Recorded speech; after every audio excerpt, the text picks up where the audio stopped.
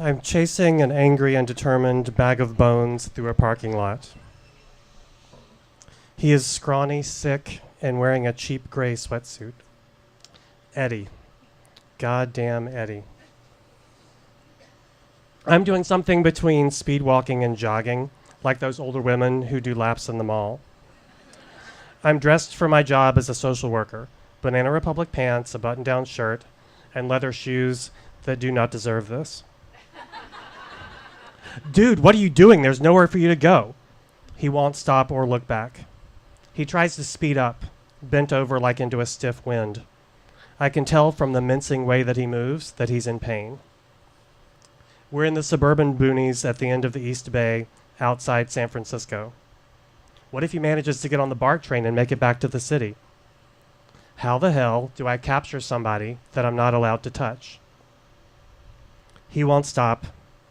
I'm an idiot. I'm also Eddie's case manager. Or I was until 2 weeks ago when I convinced my bosses that Eddie would not be safe unless we put him in a locked psychiatric nursing home.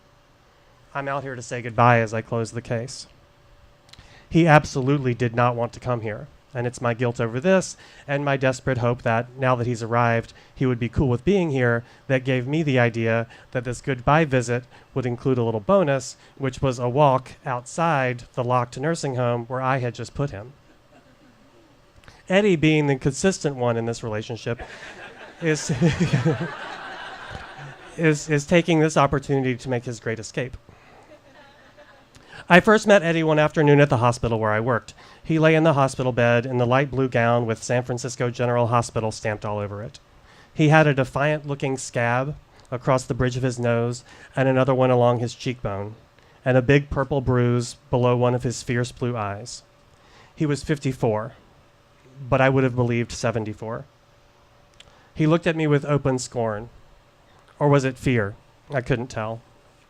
Whatever the look meant, I felt stupid even before I introduced myself and handed him a little photocopied brochure about our case management program. Once he established that signing my paperwork would get him out of the hospital faster, he signed with a veiny, fat-knuckled hand that reminded me of my grandmother, if her hands had been attacked by a murder of crows, and were attached to arms polka-dotted with drug injection marks. This is great, I said, smiling and nodding. Come by the social work office when you get out of the hospital tomorrow. There we go. And we will set you up with a shelter bed. Shelter? He snarled. Is that all you got? We may have a residential hotel room in a week or so. We can make some calls when you come see me. Okay, whatever, man. Cool. See you tomorrow. He waved me away and picked up the TV remote. I backed out the door, not at all sure I would see this guy again. Not at all sure if I wanted to. Here's what I knew about Eddie. He lived on the streets for years. He got wasted on whatever he could find, heroin and meth being his favorites, and then collapsed from exhaustion and his staggering illnesses, Hep C and full-blown AIDS. The ambulance crews would come by and scrape him off the sidewalk, bring him to the ER, and then the hospital would put him upstairs on a medical or psychiatric unit. Medical, psychiatric, medical, psychiatric. It seemed like they flipped a coin each time he came in. He would eat a little bit, take medications, grumble and curse, be released back to the street, and then it would all happen again. Everybody saw it. This guy was killing himself, and quickly, with determination, with a real fuck you flair. And it was my job to stop this cycle, to help him calm down, help him survive. The first couple weeks, he came to see me just for the plastic sealed ham sandwiches my case management program handed out. I microwaved them for 1 minute, 30 seconds. That was our team's hack for making the soggy white bread mess edible. Eddie liked these sandwiches for 2 reasons. He was always starving, and he could eat them with the 4 teeth that he still had. When I brought up regular meals as a thing that a lot of people found to be important and that I could help him with, he didn't care. From what he said, every now and then he kind of wandered into a Burger King or a McDonald's, and then he would sometimes get something if he had cash, but getting high was his priority. Eddie liked up and he liked down. He did not like stop. Despite all this, we established something like a rhythm. It was kind of like a life or death game of whack-a-mole, where instead of bonking him in the head every time he popped up, I would rush at him with a sandwich, AIDS meds, and my most clever words and phrases to try to convince him to take more care of his own life. Over a series of our short surprise visits, we made a plan for housing and taking his medication. I thought I was making a connection. He was definitely sizing me up. One day he told me that back in the 80s, he won gay leather sexy guy competitions at the South of Market bars in San Francisco. Sometimes he fucked the other guys he wanted me to know, even though he was straight. I think he was being seductive. I'm pretty sure he was being seductive. He was testing me because he read me as gay. And I'm sure he saw the embarrassed confusion on my face as I changed the subject. He still carried all the attitude and confidence that it would take to do a sexy swagger down a beer-soaked bar. And I really tried to picture him, that his face and his body in leather, all sexy. But I just couldn't see it. I wanted to see it. I wanted to see him young. I wanted to be seduced by it. But it didn't work. He was just too skinny and fragile and worn out.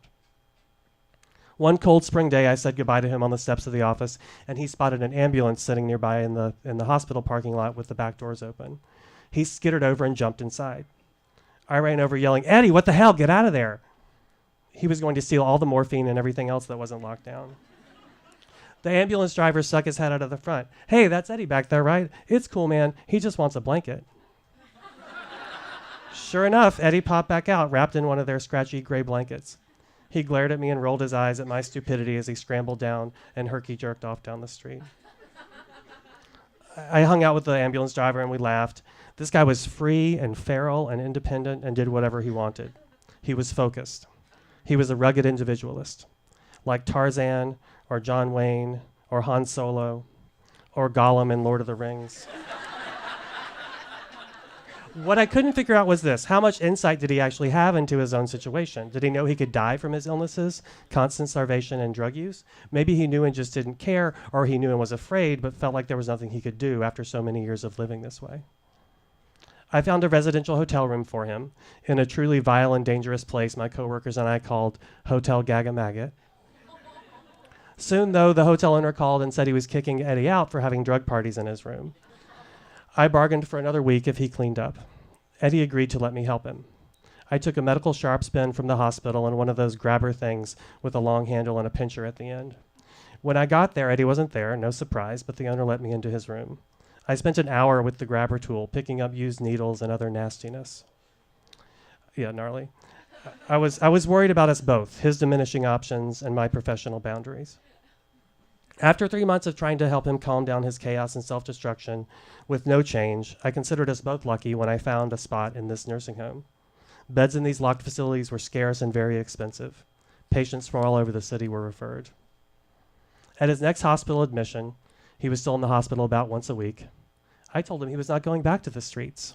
I used that same voice I used the first day we met, the chirpy salesman of institutional care and control. I told him, I found you a place with your own room, all the food you want, and TV. He wouldn't look at me or speak. This was a betrayal. I asked him, don't you feel sick? Don't you want to get better? Looking down at the floor, he finally nodded. That little nod was the only acknowledgement I ever got that he understood that he was really sick. That nod meant that he might try to get better. It was a victory for me and for his own survival. I felt better, but Eddie deflated. Some of that beautiful, salty fuck you left him in that moment.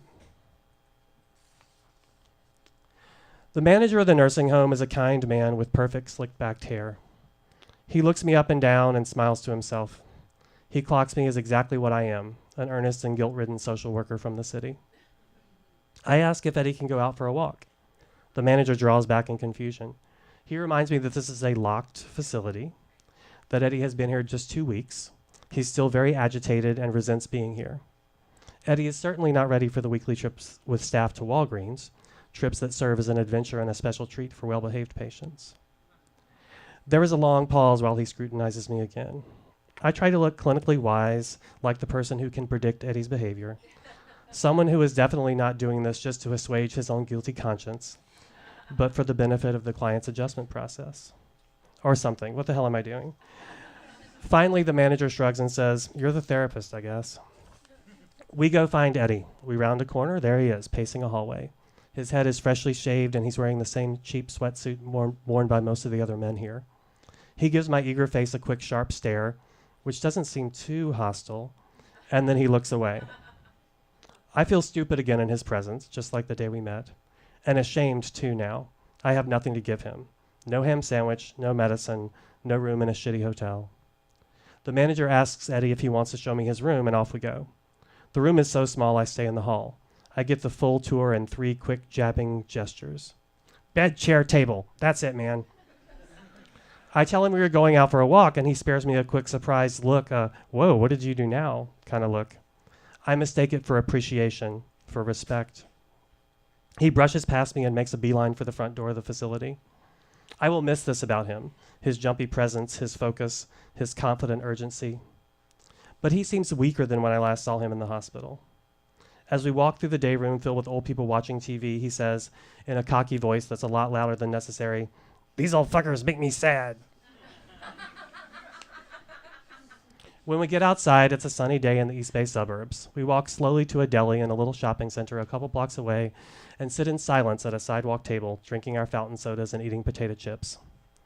Eddie says, "I gotta go, man." Wait, where? He hops up and starts walking his crooked, loping walk away from me. "Eddie, wait, where are you going? There's nothing out here." "You got that right," he calls back over his shoulder. I realize what's happening. He's going to the train. The jog-walk chase begins. Eddie finally stops for breath at the edge of the train station parking lot. All I can do is keep up with him and beg, be the annoying salesman for health, eating meals, incarceration. I stay a few feet behind, so he will stay put, not move any more away from me. I can't see his face. He's facing the train station, facing freedom. We've spent so much of our time together like this. Me trying to meet his eyes, to make a connection, to get him to do something, and him looking away toward what he clearly wants. I can see his shoulders heaving under the sweatshirt, hear his heavy wheezing breath, fragile and angry. I take this moment to call the facility to tell on myself. The nursing home manager's Honda shows up no more than 2 minutes later. Eddie and I are still in our silent standoff. The car swoops into the lot fast, like an undercover cop in a TV drug bust.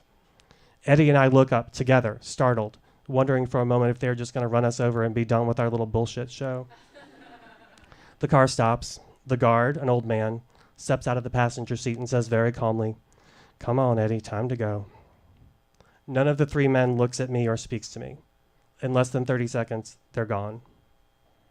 I watch the car drive away. From now until the end, Eddie's poisoned body will be as clean and healthy as possible. He will no longer starve himself or shoot heroin. No more collapses on filthy sidewalks.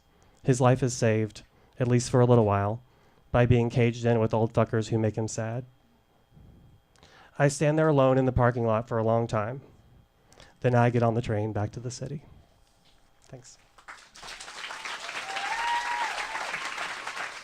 That was Hunter Gatewood.